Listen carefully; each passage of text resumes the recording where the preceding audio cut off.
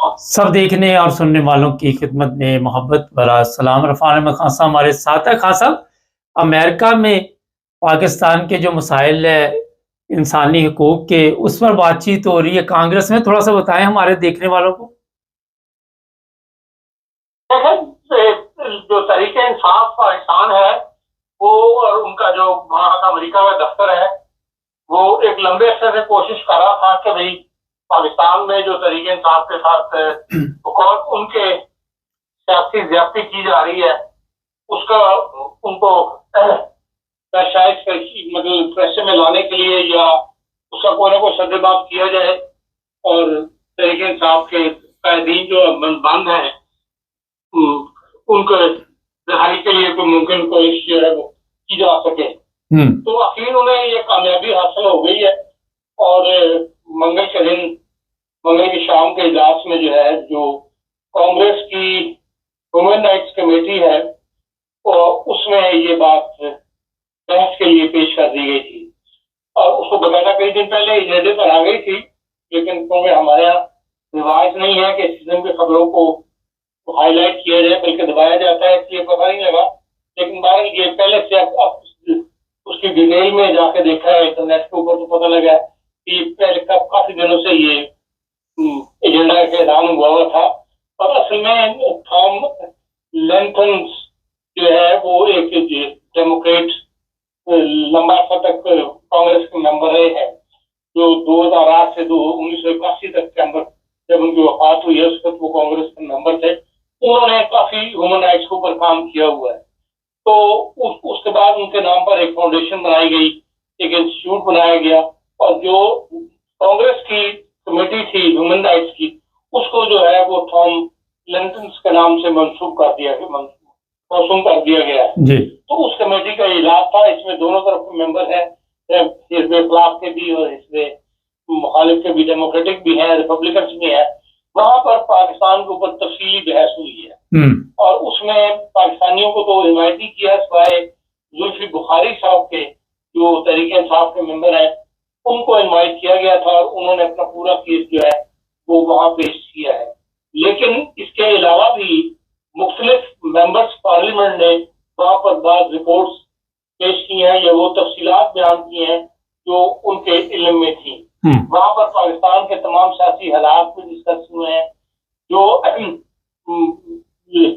बलूचिस्तान का मसला है, जो बलूचिस्तान के लोग गिरफ्तार हैं, जो बलूचिस्तान के जो इस वक्त बात तंजीमें बनी हुई है जो राइट्स के लिए काम कर रही हैं, मेहर बलूच और महरम बलूच की जो उनके नाम है, उन सबके कारकर्दगी वगैरह वो भी काफी डिस्कशन में आई है।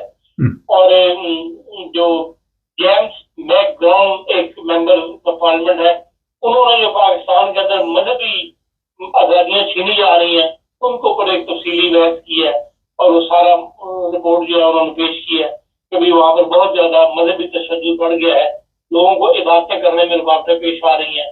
तो जो भी पाकिस्तान में गुज़श्ता से हालात है वो उन्होंने पेश किया है।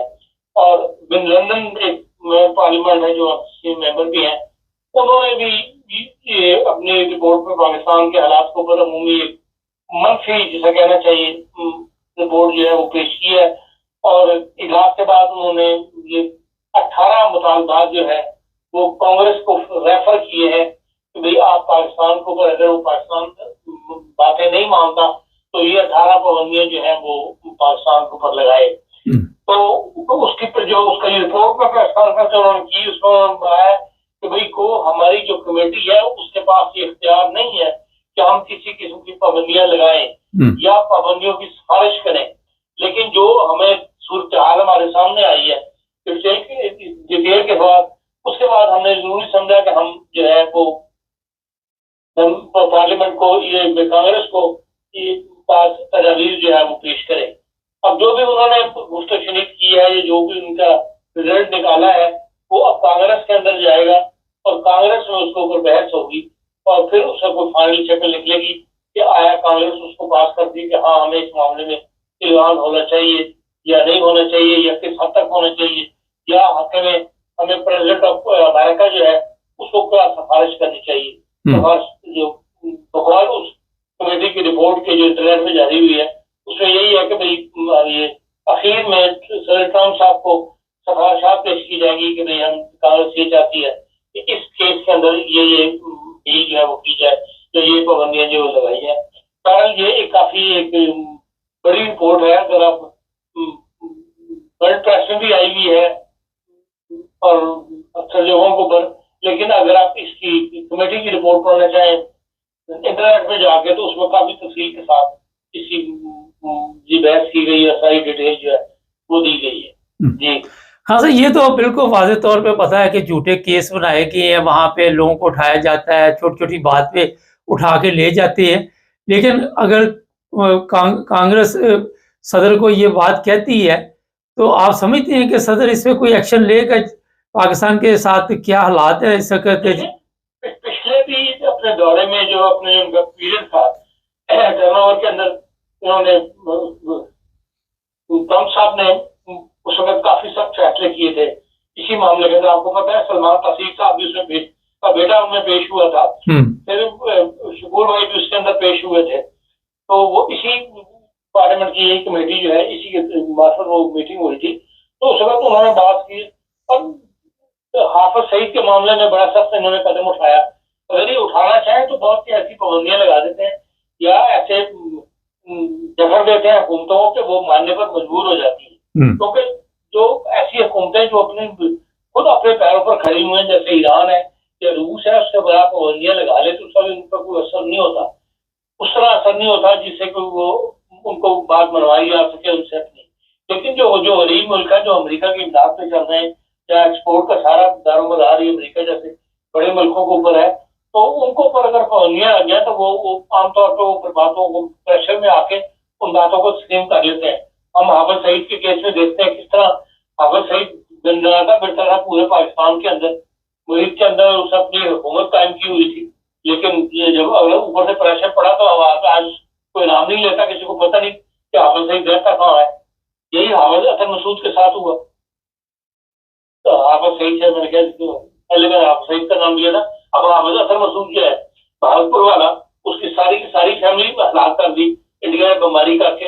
लेकिन हम 5 तैयारों का तो जिक्र करते हैं बार बार पता था, कोई नहीं कहता कि हाफिज अतर मसूद का खानदान जो है वो बीमारी करके खत्म कर दिए गए इलाजों से, तो अमेरिका ने खत्म कर दिया। कोई सब दर्द नहीं करता, इसलिए कि सब डरते हैं कि भाई ऊपर से प्रेशर आएगा। तो और भी बहुत सारे लोग हैं जिनका तंजीम में जिन पे जब हाथ डाला है या ऊपर से प्रेशर आया तो उन्होंने पाकिस्तान ने उनको पूरी तरह उनको घेरे में लिया है, या उनको कार्रवाइयों को पाबंदी लगाई है। तो अगर कांग्रेस ऐसा कोई फैसला कर देती है इस केस के अंदर भी जो उन्होंने डिस्कस किया है, हर मामला जिसको पाकिस्तान के अंदर ह्यूमन राइट्स की खिलाफ वर्जियां में आता है उसको उन्होंने डिस्कस किया है।